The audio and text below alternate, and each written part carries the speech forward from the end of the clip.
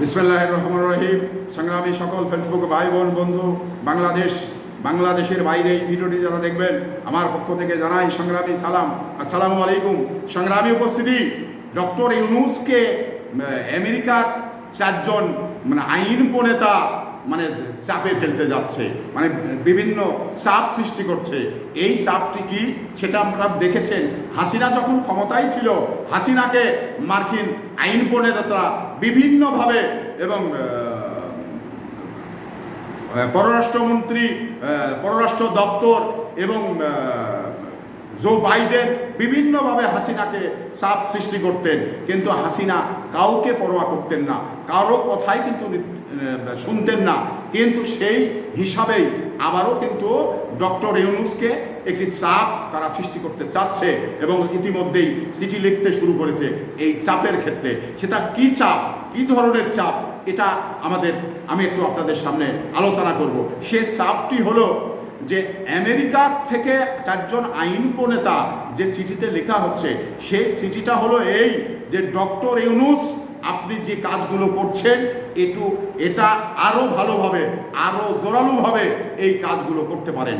এটা চাপ না, এটা সমর্থন এবং জোরালো সমর্থন তারা যোগাচ্ছে।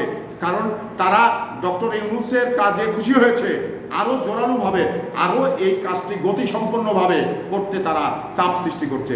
এটা একটি ভালো দিক, কারণ ডক্টর ইউনূস এ পর্যন্ত যা কিছু করেছে এটা কিন্তু আমেরিকার সঙ্গে একসময় এই জাতিসংঘের সদস্য কিন্তু ডক্টর ইউনূস।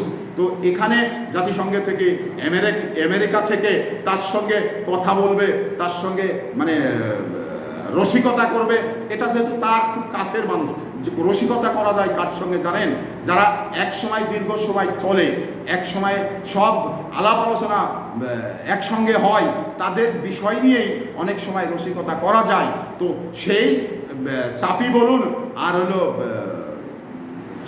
জোরালোভাবে তাকে এগিয়ে যাওয়ার কথাই বলুন, এরা কিন্তু চারজন আইন প্রণেতা বলতে শুরু করেছে বা বলছে। তো সেই জায়গা থেকে আসলে ডক্টর ইউনূস বাংলাদেশের জন্য একটি তত্ত্বাবধায়ক বা অন্তর্বর্তী সরকার হওয়াটা, এটা কিন্তু বাংলাদেশের জন্য একটি ইতিবাচক দিক। কারণ ডক্টর ইউনূস সারা বিশ্বে, উনি কিন্তু সারা বিশ্বের নেতা, এটা কিন্তু ভুল হবে না। কারণ একজন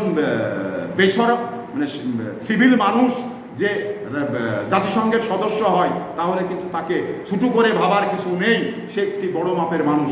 তারপরে আমরা বিগত সময় দেখেছি যে ডক্টর ইউনূস বিভিন্ন বিশ্বের বিভিন্ন রাষ্ট্রে উনি সফর করেন।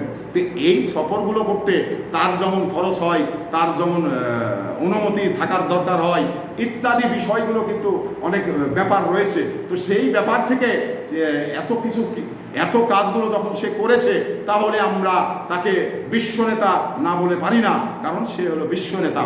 আর এই বিশ্বনেতা যখন একটি বাংলাদেশের মতো ছোট্ট একটি রাষ্ট্রে, তার মাতৃভূমি, সেই রাষ্ট্রে যখন উনি দায়িত্ব নিয়েছেন, তাহলে এই রাষ্ট্রটা ওনার মতো করে সকল বিদেশি রাষ্ট্রের পছন্দনীয় কাজ উনি কিন্তু করবেন, এটা আমরা আশা রাখি।